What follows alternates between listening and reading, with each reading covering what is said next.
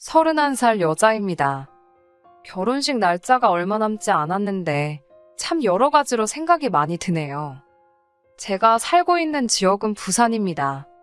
저희 부모님은 작은 식당 하나 운영하고 계시고 대박집까지는 아니지만 그래도 한 번쯤은 들려봐야 할 맛집으로 아는 사람들 사이에서는 소문이 자자해서 평소에도 손님이 그럭저럭 있는 편이고 특히 휴가철에는 정신이 없을 정도로 바쁜 가게를 하고 계세요. 한 자리에서 오래 하셔서 단골 손님이 많은 가게입니다. 장사하는데 남는 거 없이 한다고 하면 당연히 거짓말이겠지만 그래도 가족들 먹는 밥이라 생각하고 운영하시는 철칙을 가지고 계셔서 생각만큼 많이 남기지는 않으세요. 그래도 성수기인 휴가철에는 회전율이 엄청나기 때문에 그때 버는 돈은 거의 남는 거라고 보시면 됩니다. 부모님이 장사로 돈을 어느 정도 버셨지만 진짜 돈을 번 건 사실 부동산이에요. 한참 장사 잘하실 때 그래도 큰 돈을 벌게 되셔서 두 분이 가게 접고 은퇴하시면 노후에는 유유자적하게 보내시겠다고 광안대교 보이는 바다전망 아파트를 매매하셨고 세를 주고 있었거든요. 우스갯소리로 하는 말이지만 장사 40년 해서 모은 돈보다 4년 사이에 아파트 값이 올라서 번 돈이 크다고 하실 정도로 집값이 순식간에 엄청나게 올랐습니다. 장사도 잘 되고 부동산으로 큰 돈도 버셨지만 코로나 시국에 손해를 많이 보셨어요. 영업시간 제한과 거리두기로 자영업자들 죽어나간다는 소리가 곳곳에서 들려오는데 저희 부모님 식당이라고 해서 그걸 피해갈 수는 없었지요. 평소 하던 장사에도 타격이 컸지만 가장 힘들었던 게 1년 중 가장 큰 돈을 버는 휴가철이 돼도 관광객 수가 줄어들었으니 그때 버는 돈이 주 수입원이었던 부모님 가게는 타격이 컸지요. 원래는 성수기 때 직원들도 더 뽑아서 쓰고 그랬는데 몇 달이면 끝날 줄 알았던 그 상황이 1년이 되고 2년째가 되니까 버티기가 힘들더라고요. 오래같이 일하신 분들도 결국 가게 사정 때문에 그만두시는 사람도 계셨고 아예 은퇴하시는 분들도 계셨어요. 그때 부동산은 한참 오르고 있었으니 솔직히 손해본 건 아니었지만 언제까지 지속될지도 모르는 상황에 한참 잘 오르고 있는 집을 정리해서 손해를 메꾸자니 세금으로 나가는 돈도 크고 이래저래 그게 해결 방안이라는 생각이 들지 않았습니다. 당시에 저는 원래 지역에 있는 중소기업에서 회사원으로 일을 하고 있었는데 처음에는 가게에서 손해보는 돈을 제 월급으로 대신 메꾸고 있다가 도무지 답도 안 보이는 상황에 결국 제가 회사를 그만두고 부모님 가게에서 일을 하기로 했습니다. 제 월급이 뭐 얼마나 대단한 돈도 아니고 제 월급으로 다른 직원들 인건비 내주는 상황이었으니 부모님 입장에서는 직원 수를 줄이고 제가 일하는 편이 덜 손해를 봤기 때문이었어요. 그때 가장 힘들었던 건 부모님 사정을 뻔히 아는데 제 월급 챙겨달라고 할 수가 없어서 제가 몸으로 때우고 있기는 했지만 그렇다고 해서 벌던 만큼의 월급을 보장해 달라고 할 수 없었기에 거의 무급으로 일하다시피 했습니다. 결혼을 준비하고 있던 남자친구는 원래는 서울 사람이고 다니던 회사가 지사가 있었는데 그게 부산에 있었어요. 코로나 시국이 오기 훨씬 전부터 혼자 부산에 내려와서 살고 있었고 어쩌다가 인연이 닿아서 연애를 시작하게 되었습니다. 남자친구는 제가 부모님 가게를 돕는 걸 반대를 했어요. 제 월급이며 모아둔 돈까지 부모님 가게로 들어가는 걸 알고 있었는데 솔직히 그 상황을 반기는 사람이 어디 있겠어요. 거부감을 느끼는 건 당연하다고 생각했습니다. 더군다나 남자친구나 저나 서로 나이가 있는지라 결혼 이야기가 본격적이지는 않았지만 오고 가고 있던 상황이었으니 제가 돈을 더 모으는 상황이 아니라 그나마도 모아놓은 돈을 계속 까먹고 있는 상황에 솔직히 결혼 이야기는 물 건너갔다고 생각했습니다. 부모님께서는 항상 그 상황에 대해서 제게 늘 미안하다고 하셨고 제가 들였던 돈은 노후 대책인 아파트를 팔아서라도 꼭 갚겠다고 하셨기에 솔직히 부모님이 제 돈을 떼먹을 거라 생각하지는 않았습니다만 남자친구의 경우에는 항상 가족끼리 돈으로 얽혀서 좋을 것 없다면서 이 상황을 부정적으로 받아들이고 있었어요. 제 돈이 못해도 4천만 원 정도 묶여버린 상황이었거든요.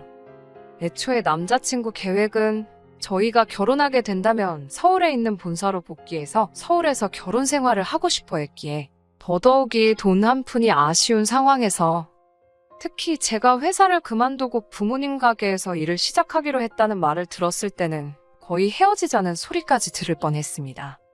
그러던 와중에 부모님께서 제안을 해오셨어요. 노후 대책으로 가지고 있는 집에 일단 신혼집으로 쓰면 어떻겠냐고 제안을 하셨습니다. 혼수나 그런 것들은 다 채워줄 것이고 가정가구 같은 것들이야 나중에 저희가 정말 서울로 삶의 터전을 옮기게 된다면 그냥 가져가기만 하면 되는 부분이었으니 말이지요. 그리고 상황이 나아진다면 부모님은 제 돈을 제일 우선순위로 해서 갚아줄 것이고 최후의 최후까지 다른 방도가 없다면 집을 팔아 돌려주면 되지 않느냐고 말씀하셨습니다. 부모님을 돕고 있던 그 상황을 반대하던 남자친구는 부모님의 제안이 나쁘지 않다고 생각했는지 그렇게 하자고 했고 그때부터 천천히 결혼 준비를 시작하게 되었습니다. 그리고 상황은 올해 초부터 점점 나아지기 시작했어요. 사회적 거리두기도 점점 완화되기 시작했고 그와 동시에 부모님 가게도 다시 제자리를 찾아가기 시작했고요. 올해 여름에는 다시 휴가철을 맞아서 가게에 대기표까지 받아서 식사를 하고 가는 손님들까지 생기기 시작했고 직원이 모자라게 되어서 새 직원까지 뽑아가며 장사를 하게 되었습니다. 그때부터는 부모님이 그동안 저한테 못 주고 계셨던 월급도 챙겨주셨고 저한테 빌린 돈도 일부긴 하지만 조금씩 갚아주시기 시작해서 본격적인 결혼 이야기가 오고 가고 준비를 시작했을 때는 부모님이 제게서 빌려간 돈이 1,000만 원도 남지 않은 상황이었습니다. 그때쯤부터 남자친구도 서울에 있는 본사로 돌아가는 게 아니고 지사에 뿌리를 내리고 싶다는 이야기를 해왔습니다. 그도 그럴 것이 이러나 저러나 제가 부산에 남아있으면 부모님 가게에서도 계속 일을 하며 경제활동을 할 수 있었고 부모님이 은퇴하시게 될 경우에는 제가 가게를 물려받는 경우도 생길 수 있으니 여러모로 장점이 더 많다고 생각했던 것 같아요. 거기에 남자친구가 서울 본사로 다시 출근을 한다고 해도 월급을 더 받게 되는 것도 아니고 지사 생활이 오래되다 보니 인맥도 없는 본사로 돌아가는 것보다 지사에 남는 편이 정년보장도 된다는 판단을 했기 때문입니다. 결혼 준비하는 동안은 서울에 예비 시부모님을 찾아뵌 적이 따로 없었습니다. 코로나 때문에 위험하기도 했고 올 초부터는 부모님 가게가 정상적으로 돌아가기 시작하면서 가게가 바빠서 짬을 낼 시간이 없었거든요. 그러다 몇 달 전에 드디어 예비 시부모님께 인사를 드리러 서울로 올라가게 되었습니다. 그런데 거기서 사소한 오해가 생기게 되었어요. 남자친구가 서울 남자긴 하지만 무뚝뚝한 건 경상도 남자 못지않게 무뚝뚝한 편이거든요. 처음에는 그렇게 생각하려고 했어요. 무뚝뚝한 편이기에 부모님께 신혼집을 설명하는 과정에서 중요한 이야기를 제대로 전달하지 못했다는 식으로 말이죠. 처음에는 분위기도 좋았고 사소한 이런저런 이야기를 주고받고 있었습니다.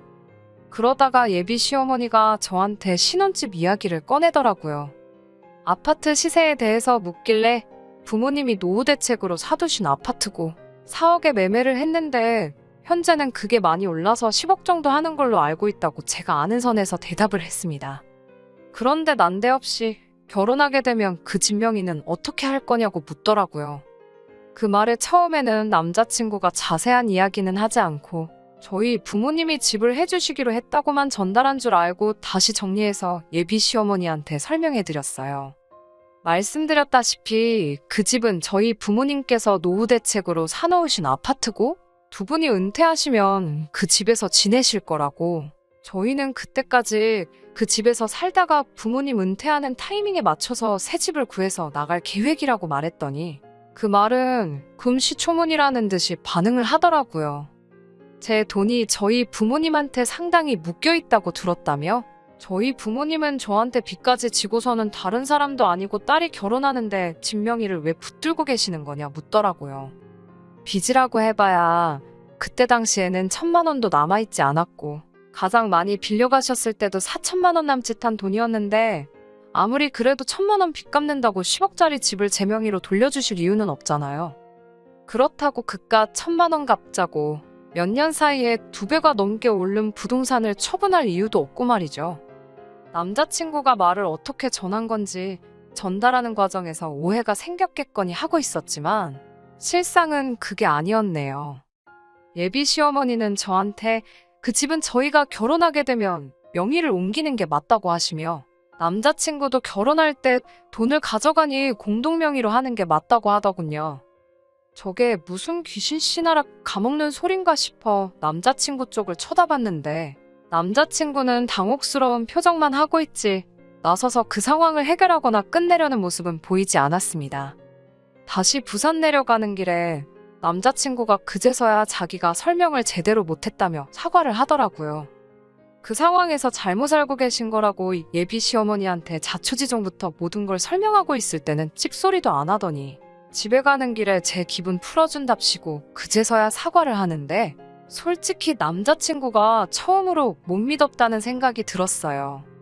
결과적으로는 예비 시어머니한테 처음부터 끝까지 설명하게 되면서 아무리 결혼을 하고 나서라도 그 집은 저희 부모님 노후 대책이나 마찬가지이기 때문에 공동명의는커녕 제 명의로도 돌아가지 않을 거라고 못을 박아두기는 했습니다. 부모님과의 금전관계도 몇 달 뒤에는 완전히 해결될 일이고 만에 하나 그 집을 저희가 제 부모님한테서 매매를 하게 되더라도 값은 시세에 맞춰서 제 값을 치를 것이라고 확실하게 선을 그어놨어요. 아무리 부모님한테 설명하는 과정에서 오해가 생겨났다 하더라도 이해하기 힘든 부분이 많았습니다. 그래서 그런가 솔직히 이 결혼을 하는 게 맞는 건지 싶은 생각도 드네요. 혹시나 예비 시어머니가 꺼낸 말이 오해에서 나온 것이 아니고 모든 상황을 알고 있는 와중에 나온 본심이 아닐까 하는 생각 때문에 말입니다. 어찌저찌 오해를 풀었다고는 하지만 솔직히 첫인사 드리고 나서부터 생각이 많아 일도 손에 안 잡히는 상황이네요. 이미 5년 가까이 연애를 했고 남자친구도 거의 저 때문에 서울 본사 돌아가는 거 포기하고 부산에 뿌리 내리기로 했는데 사소한 오해 때문에 결혼을 뒤집어버리는 게 맞는 건가 싶기도 하고 고민이 참 많네요. 그냥 넋두리나 해보는 겸 이렇게 사연을 보내봤습니다. 안녕하세요. 오랜만에 다시 인사드리네요. 결론부터 먼저 말씀드리자면 결혼식을 열흘도 채 남기지 않은 상황에서 남자친구와는 끝내 파혼하기로 했습니다. 애초에 그런 오해가 생긴 뒤로 파혼 생각을 안 한 것도 아니지만 오해도 풀었고 그동안 길게 만나온 시간도 있으니 좋은 게 좋은 거라고 생각하기로 했었거든요. 그런데 실상은 그게 아니었네요. 애초부터 저나 저희 부모님을 아주 물러보고 있었던 겁니다. 오해 풀고 나서 결혼 날짜까지 잡았고 결혼 준비 하나씩 해나가고 있었어요. 식은 부산에서 올리기로 했습니다. 아무래도 남자친구도 직장 생활을 내내 부산에서 해왔다 보니 가족 친지분들 서울에서 부산 내려오는 버스 대절해드리고 식은 삶의 터전인 부산에서 올리는 게 맞다고 합의를 했었거든요. 식 날짜까지 잡아놓은 상황에서 전세로 살고 있던 분들이 나가게 되면서 집이 빈집이 되었습니다. 그 와중에 어찌저찌 부모님이 저에게서 빌려간 돈은 전부 돌려받았고 부모님께서 어차피 고쳐서 살 집인데 저한테 그동안 빌렸던 돈도 있었고 하니 이자 내주는 셈 치고 리모델링하고 인테리어를 해주기로 하셨어요. 어차피 언젠가는 부모님께 돌려드려야 할 집이었지만 그래도 신혼집이었으니 인테리어는 최대한 저희가 원하는 대로 하게 되었습니다. 원래도 신축에 가까운 아파트였는데 리모델링 해놓으니까 더 번지르르해졌더라고요. 특히 통창으로 보이는 바다 전망이 정말 멋지고 밤에는 맘대로 야경이 너무 좋더라고요. 당장 들어가서 살아도 되지만 그래도 시골리고 신혼여행 다녀온 후에 의미 있게 들어가서 살려고 입주는 따로 안 하고 있었어요. 그런데 예비시모한테 전화가 왔어요. 예비시부모님과 결혼한 예비신우 부부까지 해서 당장 내려오겠다는 겁니다. 결혼식이 2주하고 며칠 정도 앞두고 있는 상황이었는데 뭐 때문에 오려는가 했어요. 그런데 당신들부터 예비신우 부부까지 올여름에 휴가를 못 다녀왔다며 결혼식 하는 김에 부산에 먼저 내려가서 휴가 좀 즐기다가 결혼식 참석하고 가겠다고 하는 겁니다. 다른 하객들이야 여전히 버스를 대절한 상황이기에 문제가 없었고 미리 와서 쉬다 간다는데 제가 못 오게 할 이유도 없었지요. 그러시냐고 했는데 난데없이 집 비밀번호를 알려달라고 하더라고요. 신혼집 비밀번호가 왜 필요하시냐 물었는데 자기들 2주간 머물 곳은 있어야지 않겠냐며 거기서 먹고 자고 하겠다고 하는 거예요. 듣다 보니 너무 황당하더라고요. 아무리 그래도 신혼집 가구며 혼수도 새 것으로 준비해놓았고 남자친구 짐은 아직이지만 제 짐은 이미 다 들어가 있는 상황이었거든요. 저희도 당장 들어가서 살아도 되는 상황이긴 했지만 기분 내겠다고 저희도 가고 싶은 거 참고 견디고 있는데 그 집이 지금 빈집이나 마찬가지인데 좀 쓰면 어디가 덧나냐고 하더라고요. 그건 조금 어려울 것 같다고 말했더니 빈집 가지고 뭘 야박하게 구냐면서 예비 시부모가 쓰겠다는데 어떻게 거절을 할 수가 있냐면서 저한테 뭐라 쓴소리를 하더라고요. 해명할 필요까지 있나 싶었지만 그래도 그 집이 빈집인 이유를 설명하려는데 기분 나쁘다고 당신 할 말 다 하더니 전화를 그냥 끊어버리는 겁니다. 어이가 없어서 저도 다시 전화 안 했지요. 그런데 얼마 안 있어서 남자친구한테 전화가 오는 겁니다. 지 엄마한테 연락받았다고 하면서 저보고 왜 그러냐는 거예요. 살림이며 내 옷이며 다 들어가 있는데 솔직히 불편하다고 했어요. 아직 그 집에서 살 우리도 하루도 안 지낸 곳인데 새 가정가구며 쓰게 하고 싶지도 않고 혹시나 뭐 망가지거나 흠집이라도 생기거나 내 물건이라도 하나 없어지면 싫은 소리 해야 될 수도 있지 않냐고. 휴가차 오시는 거면 솔직히 부산에 관광호텔이 얼마나 많은데 좋은데 잡아드리면 되는 거 아니냐 했습니다. 그랬더니 다짜고짜 저한테 어차피 장인 장모님 집인데 왜 저보고 집주인 행세를 하느냐고 하더군요. 저희 부모님이 우리를 그 집에서 살게 해주신 게 다 한가족이라 해주신 것 아니겠냐고. 다른 사람도 아니고 이제 한가족이 되는 사람들인데 왜 남처럼 대하냐고 하면서 집 가지고 제가 갑질을 하려고 둔다는 거예요. 그리고 그런 저희 마음 씀씀이가 결국에는 제가 저희 부모님을 욕보이는 거나 마찬가지라고 하는 겁니다. 저희 부모님을 욕보이는 일이라길래 저희 부모님한테 곧바로 전화를 걸었어요. 이러이러한 상황인데 어떻게 해야 물으니 저희 부모님도 그건 아닌 것 같다 딱 잘라 말해줬습니다. 남자친구 표정이 말이 아니더군요. 이미 다 정리된 상황인데 불만이 아주 많다는 듯 계속해서 궁시렁대더라고요. 저희 부모님이 예비시가족 머물 숙소를 구해줘야 한다는 겁니다. 그것도 바다 전망 보이는 아주 고급 호텔 이야기를 하면서요. 왜 그걸 우리 부모님이 내셔야 하냐 했더니 저랑 저희 부모님이 자기 가족들을 집에서 머물지 못하게 어깃장을 부리고 있으니 우리 가족들은 부산 내려와서 어디서 머물러야 되냐 이런 소리나 하고 있는 겁니다. 애초에 결혼식 때 서울까지 버스 대절 비용도 저희 쪽에서 내는 거 아니냐, 예정된 것도 아니고 불쑥 찾아온다는데 그 비용을 왜 우리 부모님이 돈을 써야 하는 거냐고 했지요. 누가 봐도 억지를 부리는 건 자기 자신이었으니 남자친구도 더는 할 말이 없었나 봐요. 그러면 그냥 오지 말라고 한다고 하면서 예비 시부모 바람 맞히는 게 앞으로 네 결혼 생활에 어떻게 돌아올지 두고 보자고 하는 겁니다. 웃기지도 않더라고요. 전 그렇게 오라고 하고 싶으면 자기 돈 주고 숙소 잡아주면 해결되는 거 아니겠어요? 그런데 끝까지 지 돈 쓰지도 않고 자기 돈까지 써가면서 자기 가족들 2주 동안 부산 구경 시켜주는 게 수지타산에 안 맞는다고 생각한 건지 근데 제 앞에서 예비 시부모님한테 전화해서 그냥 오시지 말라 하더군요. 여기서 끝났으면 좋았겠지만 혹시나 촉이 안 좋아서 그날 저녁에 신혼집 가서 비밀번호를 바꿔놨어요. 아니나 다를까 남친 가족들이 부산 내려온다고 통보했던 날에 남자친구한테서 전화가 오더라고요. 이게 뭐하는 짓이냐고 묻길래 너는 뭐하는 짓이냐고 저도 똑같이 따져 물었습니다. 잔말 말고 비밀번호나 알려달라는 걸로 봐선 안 봐도 누구한테 현관문을 열어주려고 그러는지 딱 알겠더라고요. 오지 말라고 내가 보는 앞에서 연락하더니 안 들키면 그만일 거라고 생각했는지 그새 말을 바꿔서 자기 가족들 다시 내려오라고 했던 겁니다. 그날 저녁에 남자친구 퇴근하고 나서 아주 된통 난리가 났지요. 예비 시모가 그러더군요. 너 이래가지고 나한테 며느리 대접받을 생각하지 말라고 하면서 우리 아들이 서울 본사로 옮겨서 서울에 집 없고 그러면 내가 어떻게 하나 두고 보자 하는 겁니다. 신혼집 공동명의 안 한다고 할 때부터 알아봤다고 시골 깡촌에 살면서 돈 몇 푼 좀 있다고 꺼드럭거리지 말라더군요.